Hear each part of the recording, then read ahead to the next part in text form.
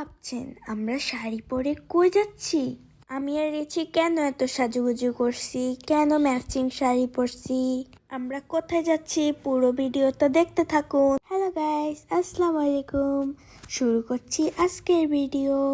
তো আমরা অনেকক্ষণ রিক্সার জন্য দাঁড়িয়েছিলাম, অবশেষে একটা রিক্সা পেয়ে গেলাম। দিনটা ছিল 16ই ডিসেম্বর এবং আমাদের বিজয় দিবস।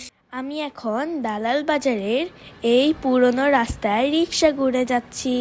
চলতে চলতে আমি এখন দালাল বাজার কুয়াশার দিঘির পাড়ে চলে এলাম। এই দিঘিটা অনেক পুরনো একটা দিঘির। আচ্ছা, আমার ভিডিও যদি আপনাদের থেকে ভালো লাগে তাহলে আপনারা সবাই কমেন্ট করে জানাবেন। কথা বলতে বলতে জমিদার বাড়ির রাস্তায় চলে এলাম। এই রাস্তায় হাঁটতে হাঁটতে মনে হয় কত মানুষ যে এই রাস্তা দিয়ে জমিদার বাড়ি গিয়েছিল। ফাইনালি দালাল বাজার জমিদার বাড়িতে চলে আসলাম। চলুন আপনাদেরকে পুরো জমিদার বাড়ি ঘুরে ঘুরে দেখাবো। এই পুরনো জমিদার বাড়িতে কত গল্প যে লুকিয়ে আছে।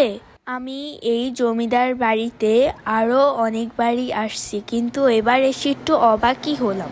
এবার এসে দেখি এই জমিদার বাড়িটা অনেক পরিবর্তন হয়েছে। আচ্ছা, আমরা দুজন যে শাড়ি পরছি, আমরা ম্যাচিং করে শাড়ি পরছি, আমাদেরকে কেমন লাগছে অবশ্যই আপনারা কমেন্ট করে জানাবেন। এর আগের বার যখন আসছি তখন এই সিঁড়িগুলো ভাঙ্গা ছিল, এখন এই সিঁড়িগুলো ঠিক করছে, কিছু কিছু জায়গায় রং করছে, এখন অনেকটাই সুন্দর লাগে। উঁচু উঁচু দেওয়াল, চওড়া বারান্দা আর পুরনো জানালা, সবকিছুতে একটা রাজকীয় ছাপ আছে। আমরা দুইজন এখানে ফটোশুট করতেছি, ভিডিও করতেছি, চাইলে আপনারাও এসে একদিনের জন্য ঘুরে যাবেন। আপনারা যদি এখানে ফটোশুট করতে আসেন তাহলে অবশ্যই দুপুরবেলা আসবেন, কারণ এই সময়টায় কোনো মানুষজন থাকে না। তো এখানে একটা আঙ্কেলে আচার বিক্রি করতেছে, তো আমি আর রিচি জলপি মাখা নিছি আর আমরা মাখা নিছি। আঙ্কেলটা অন্যান্য জায়গা থেকে এখানে কম দামে বিক্রি করে। তো আমরা আচার খেতে খেতে একটু ভিতরের দিকে যাচ্ছি। সত্যি বলতে আচারগুলো অনেকটাই মজা ছিল। তো আচার খেলে তো আর পেট ভরে না, তা আমরা এখন বাসা থেকে খাবার নিয়ে আসছি। তো আমরা বাসা থেকে চিতই পিঠা নিয়ে আসছি, সাথে নারিকেলও ছিল।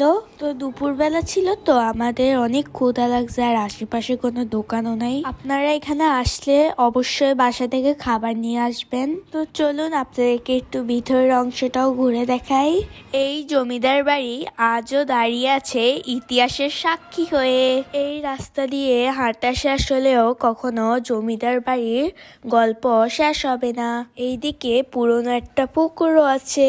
এই জমিদার বাড়িতে এখন কোনো হুকুম নেই, কোনো বিচার নেই, শুধু আছে নীরবতা।